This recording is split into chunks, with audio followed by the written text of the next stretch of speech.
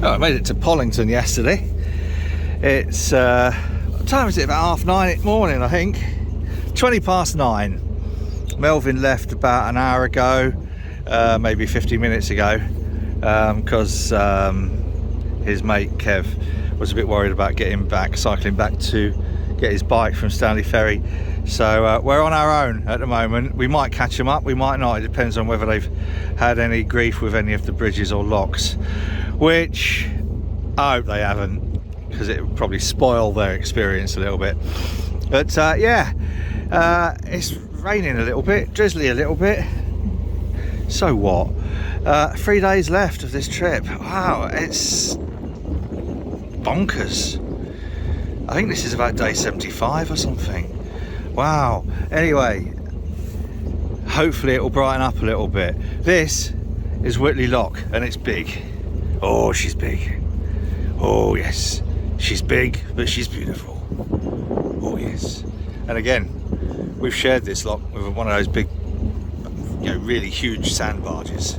40 minutes later, and we're on New Junction Canal, dead straight, and just at the turn coming off the Aaron Calder there, there's a whole area where it's just collapsed. The whole side, the whole bank has collapsed, and that's along with the bank along the River Aire up there. It's grim. It's almost like the whole thing's just collapsing. And I know people always use that excuse, well, poor CRT, they're having to deal with a 200-plus-year-old network. I don't buy that. CRT are sat on, or were until they started selling off the family silver, £1 billion property portfolio, the income from which should be able to sustain a decent maintenance programme.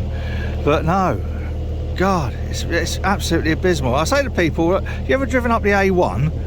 And do you know how you can drive up the A1? The way you can drive up the A1 is because it's been maintained. You don't get as far as Doncaster and say, oh, I got stuck in the mud and had to be towed out, because it's been looked after. And that's 1,000 years old, probably a little bit more, the A1. So don't give me this, it's a 200-year-old network bollocks. Yes, it's and often places older than 200 years. The problem is CRT don't maintain it. Rant over. Just coming up to Syke House Bridge, Lock and Bridge, Syke House Lock, and again, just look at the amount of collapse going on here. I mean, fucking hell, that's like a serious amount of collapse. And it makes you wonder, how are they going to keep up with this? Had they maintained it properly, then a lot of these repair works wouldn't be necessary. But wow. Yeah. Right, anyway, Syke House Lock and Bridge, because there's a bridge in the middle of the lock. Yeah, I know what I mean. We're at Low Lane Bridge. There's only one more bridge, I think, after this, before we get onto the aqueduct with the big guillotine gates. I can't remember how long ago it was. I think it's probably about 6-7 years ago, when we were coming this way, and I was having a look in those little weeds over there, and I saw a little sort of neglected and abandoned boat.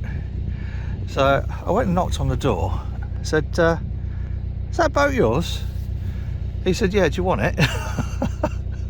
And that was where we got Bob, which was then later stolen in order to commission a theft at the steel plant, stainless steel plant on the corner just down the road from us. But yeah, so that's where Bob came from. And I often wondered during this trip whether or not we'd encounter Bob at some point, and sadly we haven't. So Bob is now officially missing in action. Poor thing. And the real pisser of that is that Simon and I had great fun getting Bob out of the water, and then Jonathan Wilson, we did it down at Johnny's slipway, which is a little bit further down the canal from us, and then he got his forklift and we lifted it onto the back of Paul over the road at Phoenix Stills.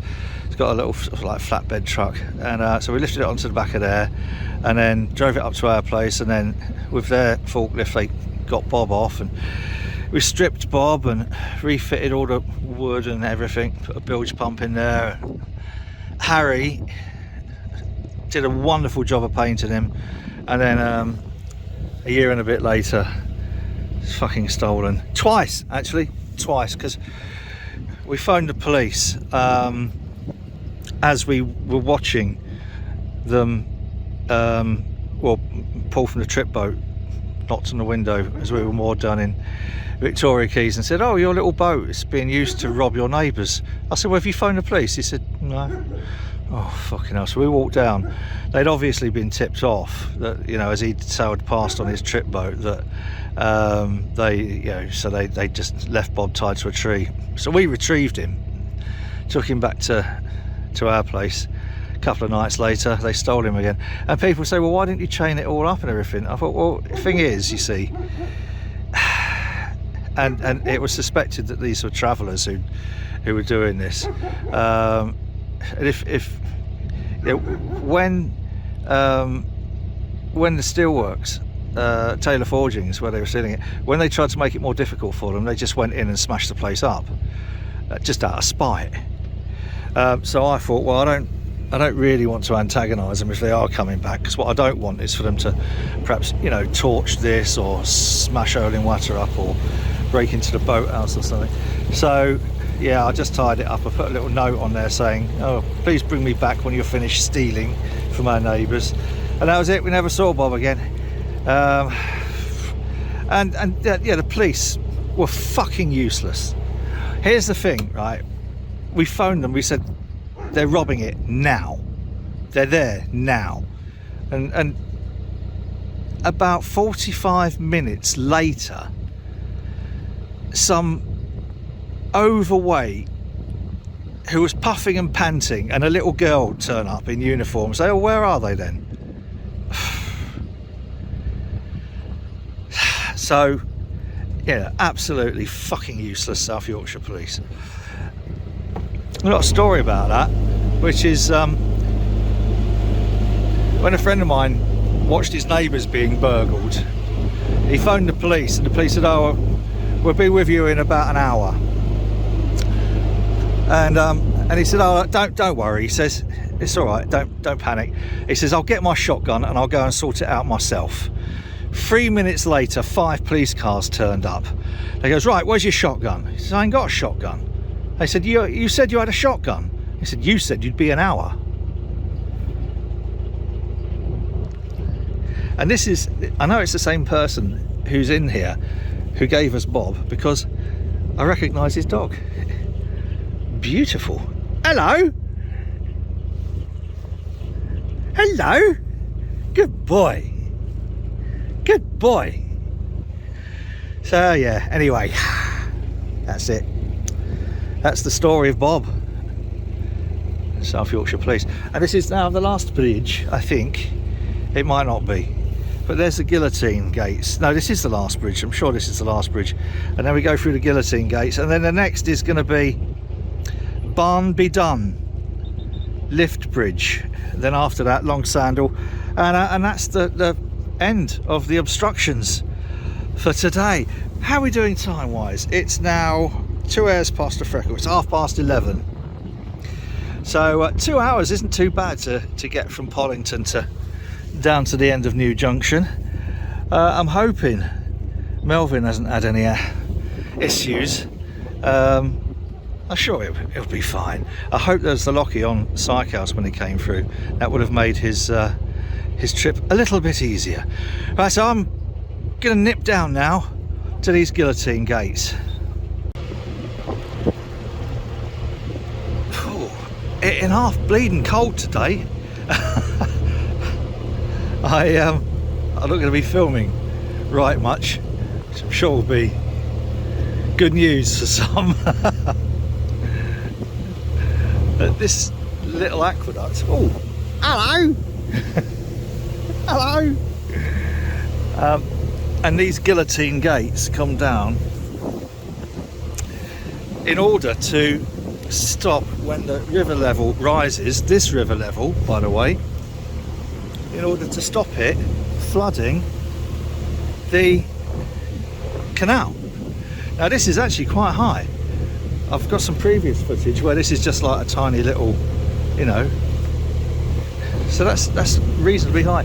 This was actually closed off a couple of weeks ago. They did shut this down, and these basically just go thump like that, probably a little bit more gently than I've elucidated there. But look at, yeah, how much water would that be to come up to flood this canal? Yeah, there we are. Frightening. Never underestimate the power of water. And as far as I know, those are maintained. It'd be a bit of a worry if they weren't. Now up here we can turn left onto the Stainforth and Kidby and go through Branwith Lock, and then that takes you to Thorn. Or, as we're going to do, I'm going to hammer it down now to Barnby, Dun, the lift bridge, and I'm going to a little bit more this side and just fill up with water and thaw out a little bit while I'm filling up with water. God, it is cold. My I don't know whether I should say this, my hand has gone numb. There are times when that would be nice. This isn't one of them.